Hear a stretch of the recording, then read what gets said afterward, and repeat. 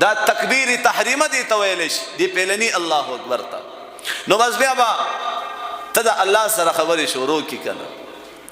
زما محترمو کله دا رکوع ته ښکته شي، سجدې ته ښکته شي، د دې په دې اوږو باندې د دنیا نه ځان سره غټ غټ بوجونه د ګناهونو راوړي، هغه قدردان الله ته وګوره چې په مونځ او دس سره تا نه د هغه ګناهونو هغه پیټې وغورځوي. ته چې د جومات نه واپس ځې نو زما عزتمندو الله د ګناهونو نه پاک کړی که نه، الله د ګناهونو نه پاک کړي یو.